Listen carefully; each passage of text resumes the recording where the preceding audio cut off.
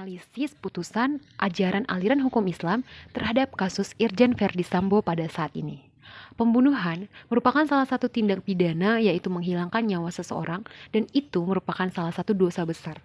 Dalam fikih, tindak pidana pembunuhan itu disebut juga kejahatan terhadap manusia. Ulama fikih mendefinisikan pembunuhan dengan perbuatan manusia yang berakibat hilangnya nyawa seseorang. Dari definisi tersebut dapat diambil intisari bahwa pembunuhan adalah perbuatan seseorang terhadap orang lain yang mengakibatkan hilangnya nyawa, baik dilakukan dengan sengaja maupun tidak sengaja.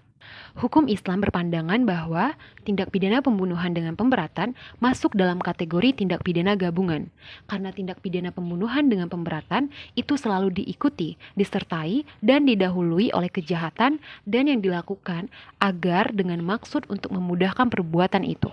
Oleh karenanya, dalam memberikan hukuman itu harus diterapkan teori penyerapan atau disebut dengan al-jabu, yaitu seseorang yang melakukan gabungan jarimah akan dijatuhi hukuman, di mana hukuman tersebut sekaligus menggugurkan hukuman yang lainnya, atau pelaksanaannya akan menyerap hukuman-hukuman yang lainnya. Dasar keharaman membunuh banyak dapat kita lihat dalam Al-Quran dan Sunnah Rasulullah SAW yang menyatakan keharaman membunuh tanpa sebab yang dihalalkan syarak. Contohnya ada dalam Quran Surat Al-Isra ayat 31, Quran Surat Al-Isra ayat 33, Quran Surat Al-Ma'idah ayat 32.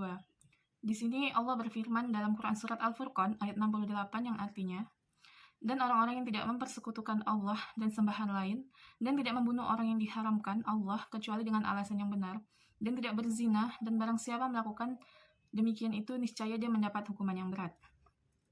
Dalam Islam, hak manusia yang paling asasi disimpulkan dalam Ad-Dauriyat Al-Khams atau 5 prinsip pokok, yaitu yang pertama, manusia harus menjaga agamanya, yang kedua harus menjaga akalnya, yang ketiga harus menjaga jiwanya, yang keempat harus menjaga hartanya, dan yang terakhir harus menjaga keturunan atau martabatnya.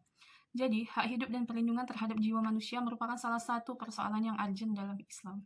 Baik, adapun hukuman yang dikenakan untuk masing-masing pelaku pembunuhan sebagaimana yang telah ditetapkan. Yang pertama itu ada pembunuhan sengaja dalam hukum Islam itu, di mana hukuman bagi pembunuh pelaku pembunuhan sengaja ini adalah qisas atau dibunuh kembali. Lalu ada yang kedua, yaitu pelaku pembunuhan tidak sengaja dalam hukum Islam, di mana hukuman pokoknya pada pelaku pembunuhan tidak sengaja ini atau pembunuhan dengan kesalahan adalah diat ringan atau kafrah. Hukuman penggantinya adalah dengan puasa dan juga takzir, dan hukuman tambahannya adalah hilangnya hak waris dan hak mendapat waris.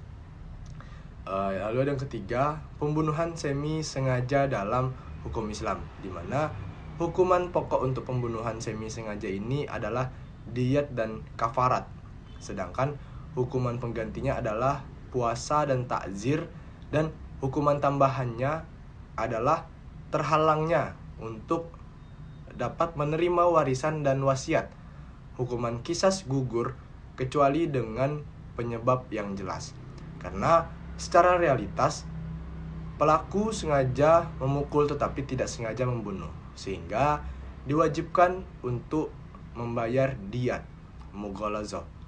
Dari penjelasan tersebut bahwa hingga saat ini pada kasus Irjen Verdi Sambo yang dinyatakan bahwa merupakan pelaku utama atau dalang atau otak dari semua rencana kasus dari pembunuhan tersebut terhadap Brigadir Joshua, dan berdasarkan dengan fakta-fakta yang ada di persidangan bahwa Irjen Verdi Sambo melakukan pembunuhan tersebut dengan kesengajaan, dan juga para anak buah dari Irjen Verdi Sambo diminta dengan sengaja untuk membantu melakukan pembunuhan tersebut.